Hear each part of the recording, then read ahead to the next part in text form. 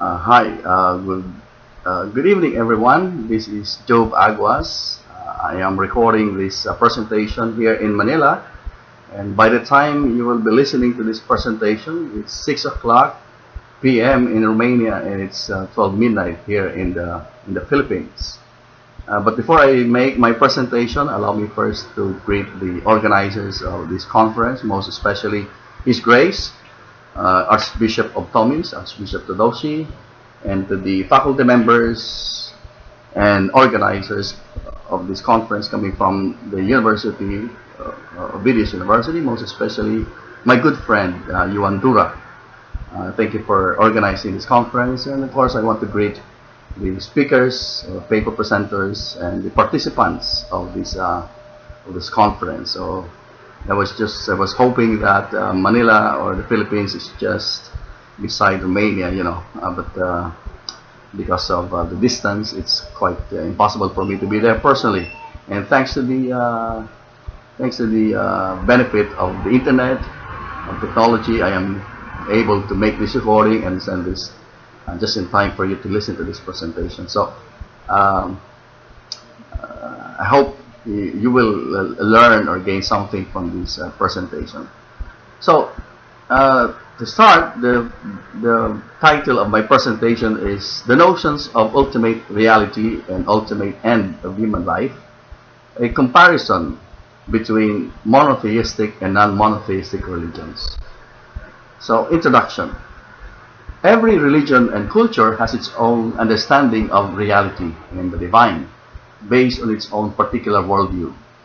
Such worldview and understanding becomes the basis of its religious and cultural beliefs. And later on, they are further interpreted and rationalized into doctrines and precepts. It is then the task of the thinkers of that particular religion or culture to elaborate or explain such understanding and beliefs, based either on reason or faith or authority or tradition. What comes out is a kind of rationalization in the form of a philosophy or a theology. Furthermore, such understanding or interpretation of reality in the divine, in its consequent philosophy or theology, projects the identity of that particular religion or culture, and somehow manifests how such religion or culture is different from others, particularly in the way it relates to God, the universe or nature, and to others. Now, one essential aspect of religion is that although people profess faith or belief in a divine or spiritual being or reality, they have different understanding and notions of this being or reality.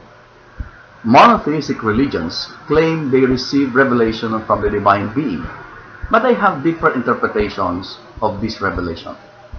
The non-monotheistic religions claim either there are many different gods or different divine beings, or that the divine or the ultimate reality is not some kind of a supreme being, but a kind of a state of being. Hence, it's not surprising that we have different faiths, different religious beliefs and practices. Indeed, the differences and diversity are essential parts of human existence, and such diversity is rooted in the very nature of our human existence. We may have been endowed with human reason, but the use and application of this power of reason are very much diverse. Aside from this, we also have our own unique and diverse experiences, and therefore we view reality, whether the physical or the divine or spiritual, differently. Hence, while we have the general capacity to understand such divine or spiritual reality, we have different understanding and interpretations of this reality or being. Now, in this paper, I will focus on two basic or essential notions in both types of religions, monotheistic and non-monotheistic, namely, the ultimate reality and the ultimate end of human life. The first one touches on the fundamental metaphysics of the monotheistic and non-monotheistic religions, and the second on the basic soteriology of monotheism and non-monotheism. By monotheism, I am generally referring to Judaism, Christianity, and Islam. And by non-monotheism, I am generally referring to Hinduism and Buddhism. Now, the ultimate reality. At the core of the doctrines of major religions is a belief about a transcendent or ultimate reality that underlies the natural and physical world. Philosophy of religion has reflected and examined how different religions understand and interpret this transcendent and ultimate reality. Their diverse interpretations of this reality have been the basis of their diverse religious beliefs and practices. The non-monotheistic and the monotheistic religions have their respective or distinct views about this reality. In the monotheistic religions, particularly Judaism, Christianity, and Islam, the ultimate reality is conceived as a personal, supreme, and perfect being, a God. God is not only personal, He is the creator of all, and He sustains the existence of every creature. He is perfect in every respect, and He commands obedience from His creatures. Many other properties are attributed to God, including omniscience, omnipotence, and immutability. And in non-monotheistic religions, particularly Buddhism, as well as Taoism, and the Advaita Vedanta school of Hinduism, the ultimate reality is understood as a state of being, not a personal being. It's not a personal creator or a God, and cannot be described by a set of attributes, like perfection or omniscience or omnipotence, because that being or that reality is undifferentiated absolute reality. Taoism would generally refer to this as the Tao. Hinduism refers to it as Brahman, and Buddhism would call it Sunyata or Nirvana. Ultimate reality, which is not a being, but rather the basis for all being, is beyond all human categories and understanding. Hindus refer to being, consciousness, and bliss as attributes which at least point toward the experience of infinite spirit. The notion of ultimate reality is clearly expounded in the most common form of Hinduism, and that is Advaita Vedanta. According to the school of Hinduism, ultimate reality, that is all reality, is Brahman. And Brahman is the only reality. According to Shankara, the key figure of Advaita Vedanta, only the Brahman is real, and Brahman is devoid of all distinctions. The Brahman has no attributes, and all apparent distinctive characteristics within Brahman and between Brahman and the world are ultimately illusory. According to Advaita Vedanta, all distinctions among all things and between oneself, which is the Atman, and Brahman are nothing but illusion. Now, in Buddhism, particularly in the Madhyamika school, or the school of the middle way, the early school of Mahayana Buddhism, which was developed by Nagarjuna, the ultimate reality is neither an absolute nor a personal God, like that of the theist. The ultimate reality is Sunyata, which means emptiness or the void. Emptiness or nothingness and ultimate reality may seem to be contradictory notions. But according to the Buddhist metaphysics, there is no thing which has independent existence. Nothing has inherent existence. Everything has dependent existence. So the fundamental reality is emptiness. There is neither Atman nor Brahman. There is no self, but Anatman, or no self. All things, the world, the mountains, trees, the animals, people, they are just results of events or processes which are dependent on other events or processes. So, even though things appear to be stable, there is nothing or any substance that underlies these realities. Nagarjuna says that whatever arises dependently is explained as empty. Therefore, dependent attribution is the middle way. However, since there is nothing whatsoever that is not dependently existent, therefore, there is nothing whatsoever that is not empty. Now, all things exist only in relation to other things. So all things originate out of a self-sustaining causal nexus in which each link arises from another.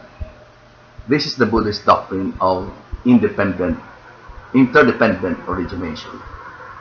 According to this doctrine, everything is dependent on and connected to other things. Nothing in the nexus is independent. Everything arises from something else. While the non-monotheistic religions either maintain that ultimate reality is the undifferentiated, impersonal attribute or deny the existence of a substantial divine being, the monotheistic religions of the Abrahamic tradition, namely Judaism, Christianity, and Islam, believe in a God who is personal, who is perfect being, who created the world, and who has certain divine attributes or properties which set him apart from all other beings which he himself created. According to the monotheistic religions, God has divine attributes or qualities. Some of them are necessity, omnipotence, omniscience, eternity, and immutability. Necessity is the property of existing necessarily. God is conceived as a necessarily existent being. This means that the existence of that divine being does not depend on anything else or to anyone. It is self-existent. And that necessary being, who is a God, is contrasted with a contingent being, which may or may not exist. And if it exists, then it depends on something else to exist. Omnipotence is the property of a being perfect in power. God is omnipotent, which means that he is all-powerful. And such omnipotence is affirmed by the different scriptures of these three monotheistic religions. In the Old Testament, it is written, and I quote, "Ah, the Lord, behold, thou hast made heavens and the earth by thy great power and by thine outstretched arms. Nothing is too difficult for thee." In the New Testament, it is also written, and I quote, "For nothing will be impossible with God." In the Quran, it is said, "Say, O God, Master of the kingdom, thou givest the kingdom to whom thou wilt, and seizest the kingdom from whom thou wilt. Thou exaltest whom thou wilt, and thou basest whom thou wilt. In thy hand is the good. Thou art powerful over everything." So, since God is omnipotent, as expressed in these scriptures, then he can do anything whatsoever. God can create a world. He can answer prayers. God can do miracles and so forth. But what does it mean doing anything? Can he create square circles? Obviously he can. Theologians and philosophers qualify this attribute. It means that God can do anything that is logically impossible, or that God possesses every power which is logically possible to possess. Omniscience is the property of being perfect in knowledge. God is omniscient. He knows everything. But what does it mean to know everything? More common view is that it is to know all things that are proper objects of knowledge. And since only true propositions are proper objects of knowledge, then only true propositions can be known. Hence God knows all true propositions. Now, for my conclusion. The interpretation of reality in the divine is always arbitrary on the part of the interpreter, or in this case, of the believer, based mainly on his experiences. It can be personal, social, cultural, religious, political, and even economic. And this is where we see diverse interpretations that most often are opposite, and some are even adversarial. And there is one aspect, and there is no aspect of human life that is more sensitive and complex than religion.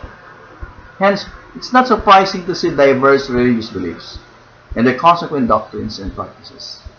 Unfortunately, however, because of the sensitivity and complexity of religious beliefs and the diversity sometimes leads to conflict and tension between or among religions. This is not to say that religion is the cause of human conflict or tension. It's just that religion touches on something that reaches the very core of our humanity, of our existence, in the goal or the purpose or end of our human existence. Hence, it can be said that one aspect of our existence that has a double effect would be religion. Because religion can have a positive and good effect.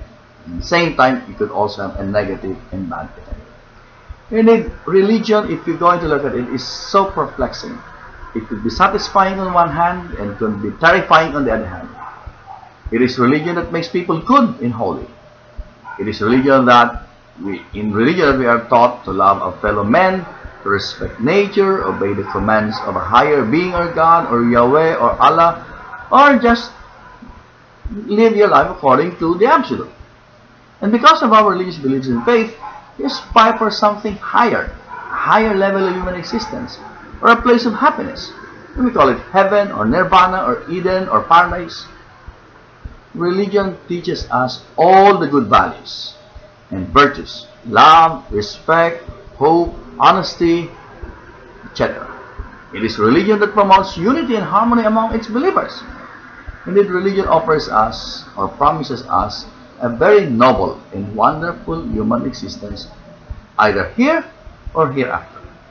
However, if we look at the horrible events in history, many of these terrible events, not all, but many of them, wars, conquests, inquisitions, crusades, terrorist attacks, and many other forms of violence and wickedness, they were all done in the name of religion. So while we say that religion promotes harmony and peace, it could also be the cause of persecution and domination of one group over another group. Many religious beliefs and practices have been the cause of conflict and misunderstanding. We would think that religious leaders, because they are in a higher position to understand, will be more open to interaction and dialogue. But sometimes, they are the ones who dismiss such form of human relationship, because they are afraid to compromise their faith. So instead of harmony among religions, the result sometimes is mistrust, suspicion, and misunderstanding. And I'm just very happy that we have this, this interreligious dialogue that would promote, break the distrust, break the suspicion, break the misunderstanding, but promote harmony and understanding among religions. Still, this diversity of religious faith or religions poses a challenge to humanity, especially in our world today. Religious diversity is as much a part of our human condition. We cannot ignore this diversity, much less ignore the existence of other religions. Our respective religion or our respective faith is not the only religion, nor the one and only true faith. There are many other faiths and religions, and no religion can claim exclusive absolute right to religious truth. And no one can suppress the right of every human individual to pursue and express his religious beliefs. So, the challenge is how to understand not only our religion or one religion, but also to understand this diversity of religious beliefs. It is also as much a challenge for the contemporary believers how to harmonize these diverse expressions of faith so that religious diversity does not become a source of conflict and violence, but a source of peace and harmony among men of diverse faith. Thank you very much for your kind attention. I hope I have expressed some good insights to contribute to the ongoing discussions or dialogue among the participants of this conference. So once again, thank you for your kind attention. Mabuhay from the Philippines. Joe Aguas.